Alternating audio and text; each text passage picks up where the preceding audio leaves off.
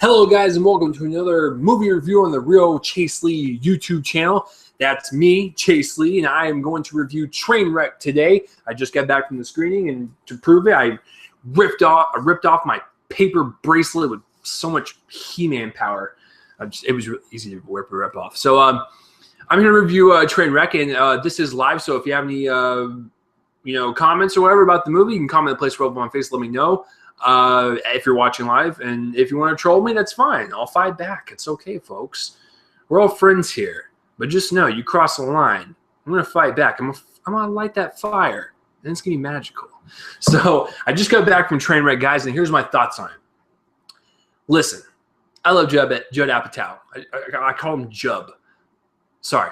I love Judd Apatow a lot. I love all the stuff he produces, and I love all the stuff he directs. Now, he's directed 5 films in his filmography. He's directed a lot of short film, or not short films, but like short stuff like on TV, and then like he's directed a couple of episodes on Undeclared and Freaks and Geeks. So he's only directed 5 movies. He's directed 40-Year-Old Virgin, Knocked Up, Funny People, This Is 40, and now Trainwreck. Now, he has written all of them except for Trainwreck, which is interesting because it's actually written by Amy Schumer, who is the main star in this film.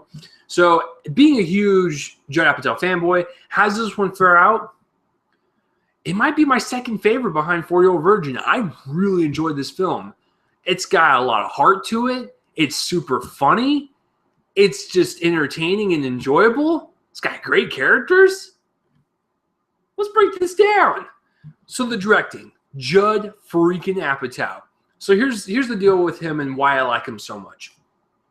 Does he make romance movies that sometimes goes against romantic tropes and cliches? Yes. Does he make romance movies that have those cliches and tropes? Yes.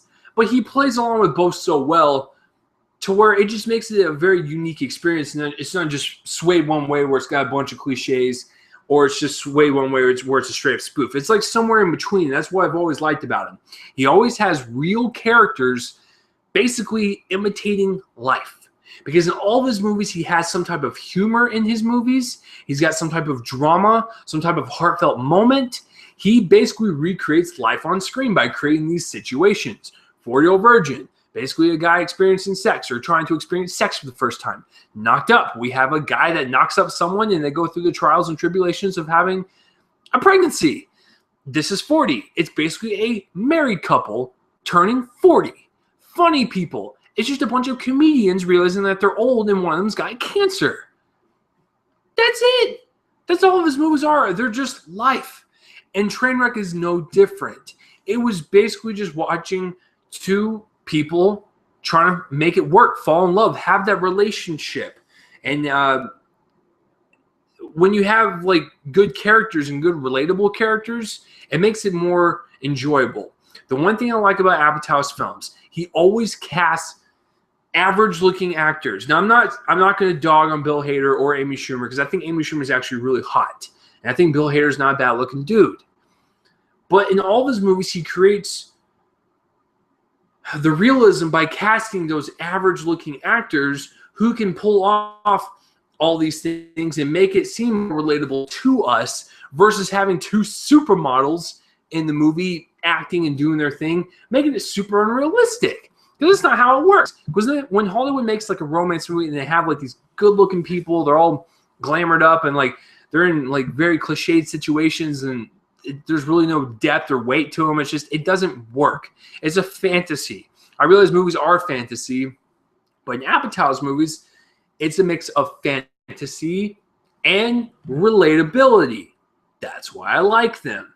So in this one's no different. Basically, Amy Schumer has been told her whole life that monogamy is awful, and she basically sleeps around with a lot of people because she doesn't feel that love. And we see later on in the movie where and why she's broken. And it's actually a really powerful moment, and I really liked it. And the one thing I really liked about the directing the most in this is that it's got the right amount of humor. It's got the right amount of dark humor, which is very surprising. It's got a right amount of heart to it, and a lot of heartfelt moments that I actually felt were real by Amy Schumer. I thought she acted those scenes very, very well.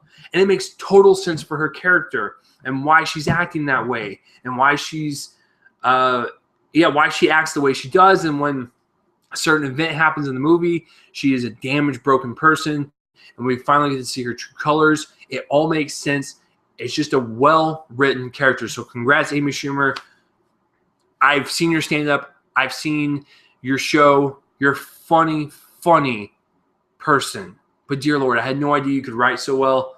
This is amazing. So you mix that with Apatow's directing. It feels like an Apatow written movie, but it's not. It's just a nice blend of both. And I think Judd Apatow totally nailed it on this one. As far as the acting goes, Amy Schumer is hilarious. Bill Hader's hilarious. I like his character. LeBron James is actually a really good supporting character, which is really odd. Everything that came out of his mouth was like super funny because he was trying to be super serious and like philosophical, but it was like, you're LeBron James. Everything you say is funny. John Cena was hilarious in his little cameo. There's a bunch of other cameos sprinkled throughout. There's a lot of SNL cast members. It's like Judd Apatow went to Lorne Michaels and was like, I need to borrow them for like a weekend, so just come on over. So there was a lot of SNL cast members. Vanessa Bayer plays Amy's co-worker and like supportive friend. I mean, she's not in there for long, but you know, she's funny for where she is in the film. Brie Larson plays Amy's sister. She does a pretty good job, you know, being the kind of hard, straight-edged one and stuff, really putting Amy in her place. She was fine. And then Mike Birbiglia or whatever plays her husband, Brie Larson's husband. He's fine. But it's all about Amy Schumer and Bill Hader's relationship, and I totally believed it. I felt like they were a real, genuine couple. Kind of rare nowadays in Hollywood movies. That's what I'm saying. Like, Apatow walks that thin line where, like, he does those romantic cliches, but he also goes against some of the tropes and throws some curveballs at you every so often. So he rides that thin line, but I can still relate to these characters because I felt like I was watching a real relationship grow and going through the trials and tribulations. And the fact that Amy Schumer really never experienced this before and it's kind of new to her, and new relationships are always scary, especially if you've never experienced it before. If you experienced it multiple times, it's still scary and still new. So, like, her character was developed well. It's got a lot of depth to it, and she delivered those dramatic scenes very, very well. So the acting all around, from the supporting cast, the cameos, the main people, excellent. Cinematography, the thing with Apatow movies is that they all have a sterile look as if they were like in a Sears catalog. Not a problem, because most of his movies take place in like a neighborhood, in a hospital, in a backyard of the house. Like, they're all like in the same places. But they got that clean white look to them, as almost if like you can tell it's like a set or something. It's not an issue. It's just that's the way his movies look. They look like a glossy fantasy, but in reality, they're well written and they're well realized. So it's kind of strange. Thin line once again. So the cinematography is very clean. It's very sterile. Editing, this is a strange one because most of those movies, besides 40-Year-Old Virgin, are 2+ hours, like 2 hours and 20 minutes, 2 hours and 40 minutes. They're insane lengths. Even though I've enjoyed all of them, I know a lot of people will complain about the lengths. This movie's 2 hours straight up. Nothing more, nothing less. It's a perfect time. I didn't feel it dragged once. I was into it the entire time. I loved watching Amy Schumer. That's weird to say, but I think she totally nailed it for her first major role. This is great. And the fact that she wrote it and she made a really strong female character, I'm kind of blown away. And it's paced really well. The humor's there, and when the heart and the drama hits, literally the next scene or like something will happen right afterwards where it's a comedic relief, where like you're kind of choking up from the tears, and then you kind of relieve yourself a little bit from the comedic stuff that's happening. So it